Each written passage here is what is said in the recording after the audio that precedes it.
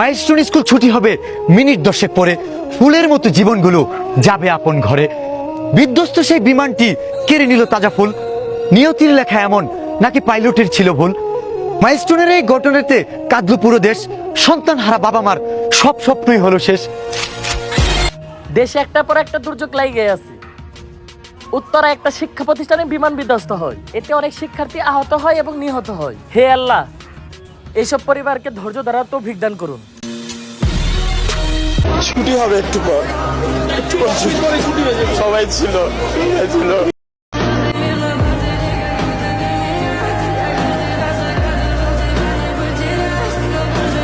Hello guys, কেমন আছেন সবাই? আপনারা কেমন আছেন সেটা আমি জানি না, কিন্তু মাইলস্টোন স্কুলের ছাত্রছাত্রীরা ভালো নাই আজ। আপনারা হয়তো ইতিমধ্যে খবর পেয়ে গেছেন যে মাইলস্টোন স্কুলে একটা বিমান বিধ্বস্ত হয়, এতে অনেক ছাত্রছাত্রী আহত ও নিহত হয়। আসলেই কি জুলাই মাসটা অভিশপ্ত মাস? জুলাই মাস ও বিমান দুর্ঘটনা নিয়ে সেলিব্রিটিরা কে কি বললো চলুন শোনা যাক। প্রথমেই শোনা যাক বিমান দুর্ঘটনা নিয়ে এলেক্স সবুজ কি বললো।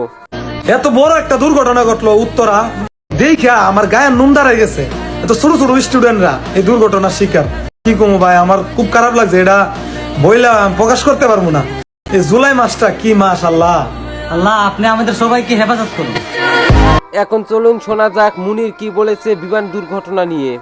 উত্তরায় শিক্ষা প্রতিষ্ঠানে বিমান দুর্ঘটনায় আবারও একটা জিনিস ভালো করে বুঝতে পারলাম, মৃত্যু কোনো বয়স দেখে না, মৃত্যু কোনো সময় দেখে না। মৃত্যু যে কোনো সময় যে কোনো বয়সে হতে পারে। শিশুরা জানতোই না আজকে জীবনে তাদের শেষ দিন। বাবা মাও বুঝতে পারেনি আদরের সন্তানকে শেষবারের মতো ব্যাগটা গুছিয়ে দিচ্ছে। আকাশে ছিল রোদের আলোয় লুকানো অশ্রু বর্ষা, নেমে এলো এক চির বিদায়। আল্লাহ তুমি সবাইকে মাফ করে দাও এবং তাদের পরিবারকে ধৈর্য ধরার তৌফিক দান করুন। এখন তো বলাই যাচ্ছে জুলাই একটি পান ঝরানো মাস। জুলাইয়ের পর জুলাই আসবে, শুধু আসবে না মায়ের বুক খালি করা সন্তানেরা।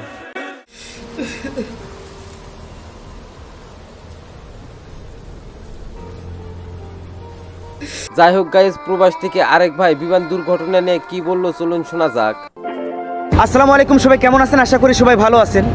তো আজকে ঢাকা উত্তরা মাইলস্টোন স্কুলে যে বিমান দুর্ঘটনাটা ঘটেছে, এই ঘটনার জন্য আমরা সবাই শোকাহত।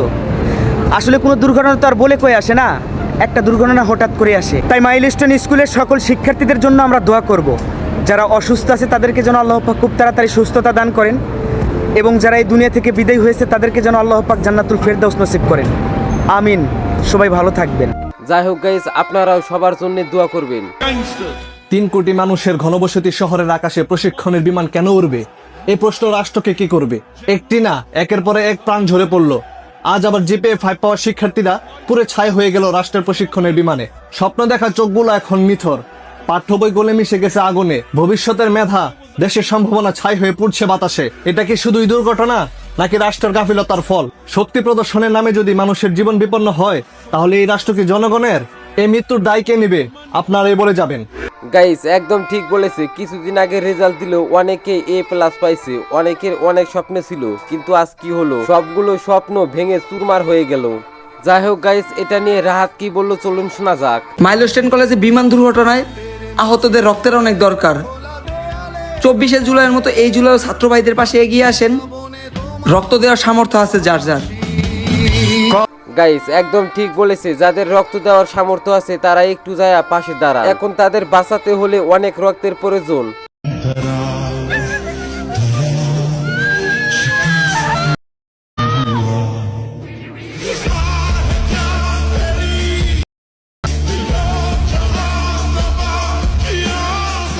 জুলাই মাস নাকি অভিশপ্ত মাস, এটা নিয়ে কি বললো দেখুন। এই জুলাই মাসটা স্টুডেন্টের জন্য অভিশপ্ত একটা মাস। যখন এই জুলাই মাস আসে, তখন স্টুডেন্টের মায়ের বুক খালি হওয়া শুরু করে। এখানে জুনিয়ররা থাকে। ছুটি হবে একটু পর, সবাই ছিল।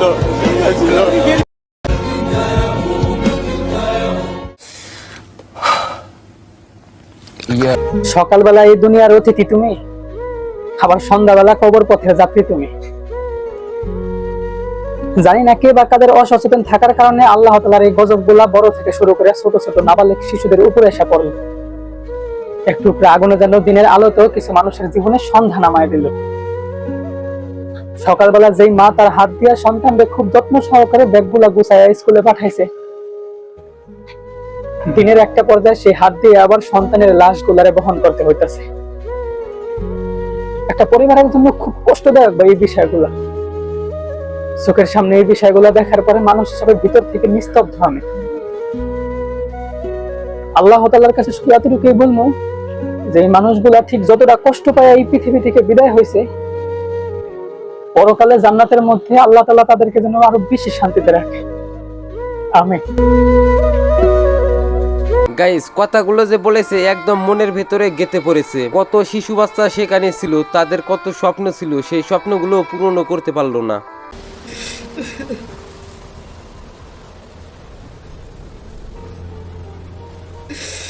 আমার বালের দেশ মেয়ে, যে কোনো ভাবে মানুষ মরে, রেগুলার মানুষ মরে, এতারে খুন করে, অতারে খুন করে, রাজনৈতিক ভাবে মরে, এইভাবে মরে, ওইভাবে মরে, রেগুলার মানুষ মরে। ভারত দেশের পরিচয় দিয়ে আমরা বাঁচি মেয়ে, মাথা গরম গাছে হাজার হাজার ফুলের মতো শিশুরা মরে গেছে মেয়ে, শত শত মানুষ মরছে মেয়ে। গাইস, একদম ঠিক বলেছে। এই দেশের নিষ্পাপ মানুষগুলো ও নিষ্পাপ শিশুগুলো কোনো না কোনো কারণে এমনিতেই মরে যাচ্ছে, কিছু নিকৃষ্ট মানুষের কারণে। সকালবেলা স্কুলে গেল, বিকেলে আর বাড়ি ফেরা হলো না। কত বাবা মায়ের বুক খালি হলো, আর একটা বোন বাইটের দেহই খুঁজে পেল না। কেমন এক দেশে জন্ম আমাদের, স্বাধীনভাবে বাঁচতে পারে না কেউ, জ্বলন্ত আগুনে পুড়তে হয় নিষ্পাপ ফুলের দেহ।